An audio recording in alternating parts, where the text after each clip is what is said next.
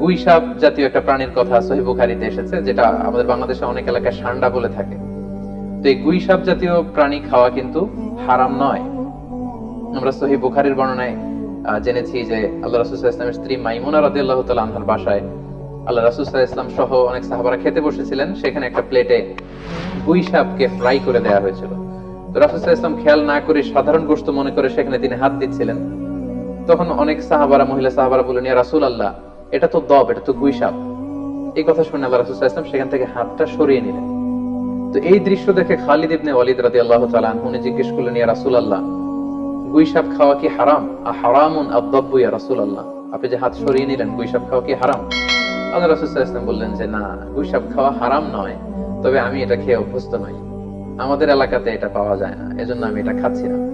তাহলে বোঝা গেল এক্ষেত্রে এটা রুচির সাথে সম্পৃক্ত। সো গুই সাপ হালাল বলে যে গুই সাপ আমাদেরকে খেতে হবে, ষান্ডা আমাদেরকে খেতে হবে, এমন কোনো কথা নেই। আপনার যদি রুচিতে কুলায় আপনি খাবেন, আর রুচিতে যদি আপনার না আসে তাহলে আপনি খাবেন না। যে আল্লাহ তাআলা আমাদের জন্য, বিশ্বাসীদের জন্য যেটা তৈয়িবাত অর্থাৎ পবিত্র খাবার রয়েছে, এগুলোকে খাওয়া আমাদের জন্য হালাল করেছেন। আর যত খাবাইস বা অপবিত্র নোংরা খাবার রয়েছে সেগুলো তিনি আমাদের জন্য হারাম করেছেন। সূরাতুল বাকারার 172 নম্বর আয়াতে আল্লাহ তাআলা ইরশাদ করছেন, ইয়া আইয়ুহাল্লাযীনা আমানু কুলু মিন তাইয়্যিবাতি মা রাযাকনাকুম ওয়াশকুরু লিল্লাহি ইন কুনতুম ইয়াহু তা'বুদুন। অর্থাৎ ওহে বিশ্বাসীরা, আমি তোমাদেরকে পবিত্র জিনিস থেকে যেটা রিজিক হিসেবে দান করেছি তোমরা সেটা খাও, অপবিত্র কোনো কিছু তোমরা খেও না। পাশাপাশি সূরাতুল আরাফের 157 নম্বর আয়াতে আল্লাহ তাআলা ইরশাদ করছেন, ওয়া ইউহিল্লু লাহুমুত তাইয়্যিবাতি ওয়া ইউহাররিমু আলাইহিমুল খাবাইস। অর্থাৎ তিনি তোমাদের জন্য তৈয়িবাত বা পবিত্র খাবারগুলোকে তিনি হালাল করেছেন, আর অপবিত্র যত খাবার আছে এগুলো তিনি তোমাদের জন্য হারাম করেছেন। তো কোন জিনিস খাওয়া আমাদের জন্য হালাল আর কোনটা খাওয়া হারাম, এক্ষেত্রে আমরা বিশ্বাসীরা এই মূলনীতি সবসময় অবলম্বন করতে হবে যে যেটা তৈয়িবাত পবিত্র সেটা আমাদের জন্য খাওয়া, সেটা কনজিউম করা আমাদের জন্য হালাল, আর যেটা খাবাইস অপবিত্র সেটা কনজিউম করা আমাদের জন্য হারাম। যেমন কালামুল্লাহ মাজিদ আল্লাহ তাআলা আমাদেরকে জানিয়েছেন যে রক্ত খাওয়া হারাম, যেহেতু এটা খাবাইস। শুকরের গোশত খাওয়া হারাম, মৃত প্রাণী খাওয়া হারাম, আল্লাহ ছাড়া অন্য কোন দেব দেবীর নামে যে প্রাণীগুলোকে স্লটার করা হয়েছে, উৎসর্গ করা হয়েছে, বলি দেওয়া হয়েছে, এগুলোর গোশত খাওয়া হারাম। তবে কোন স্কলার গুটি কয়েক প্রাণীর ব্যাপারে তারা দ্বিমত পোষণ করেছেন, কিন্তু আমরা যদি মেজরিটি স্কলারদের দিকে তাকাই তাহলে দেখব গোটা বিশ্বে যত স্কলার আছে মেজরিটি স্কলাররা ওনারা সি ফুডের সকল আইটেম খাওয়া হালাল, শিকার করা হালাল, খাওয়া হালাল বলে ওনারা মন্তব্য পেশ করেছেন।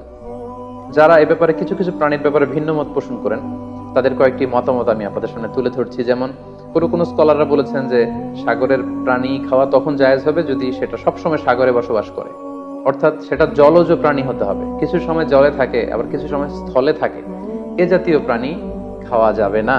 যেমন ব্যাঙের কথা ওনারা উল্লেখ করেছেন, আল্লাহ রাসূল সাল্লাল্লাহু আলাইহি ওয়াসাল্লাম ব্যাঙ হত্যা করতে নিষেধ করেছেন, আর যে প্রাণী হত্যা করা নিষেধ সেটা খাওয়াও নিষেধ, সো ব্যাঙ খাওয়া যাবে না। এক্ষেত্রে ওনারা কুমিরের কথা উল্লেখ করেছেন, কারণ কুমির পানিতেও থাকে আবার ডাঙ্গাতেও থাকে, আর কুমির হচ্ছে খুবই ফেরোসাস, খুবই হিংস্র প্রকৃতির প্রাণী, সো এটার গোশত খেলে ওইটার একটা অ্যাটিটিউড মানুষের মধ্যেও চলে আসতে পারে। এজন্য শুধু মালিকি মাযহাবে কুমির খাওয়াকে ওনারা অ্যালাউ করেছেন, বাকি সব স্কলাররা কুমির খেতে নিষেধ করেছেন। এক্ষেত্রে আমরা কচ্ছপের কথা উল্লেখ করতে পারি। কচ্ছপ শুধু পানিতেই থাকে না, কচ্ছপ পানিতেও থাকে আবার কচ্ছপ স্থলেও থাকে, সো এক্ষেত্রেও স্কলাররা কচ্ছপের ব্যাপারে দ্বিমত পোষণ করেছেন।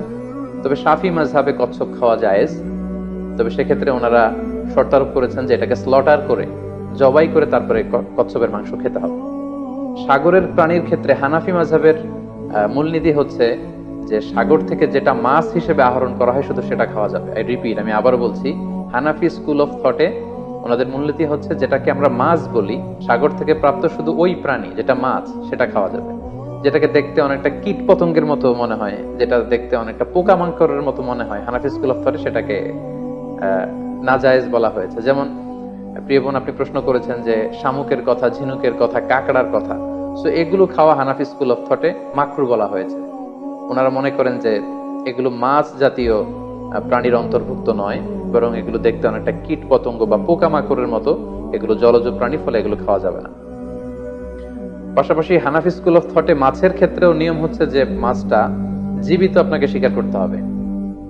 সেটা যদি মৃত হয়, পানিতে ভেসে আছে, যেটাকে তফি বলে আরবিতে, এই জাতীয় মরা মাছ খাওয়া যাবে না। এর কারণ ওনারা এক্ষেত্রে খুব এক্সট্রা কশন ওনারা ব্যবহার করেছেন। অর্থাৎ মাছ যদি মরে পানিতে ভেসে থাকে, সেক্ষেত্রে এটা কি স্বাভাবিক মৃত্যু হয়েছে মাছের, নাকি বিষাক্ত কোনো জিনিস খেয়ে মাছের মৃত্যু হয়েছে, সেটা আমরা জানি না।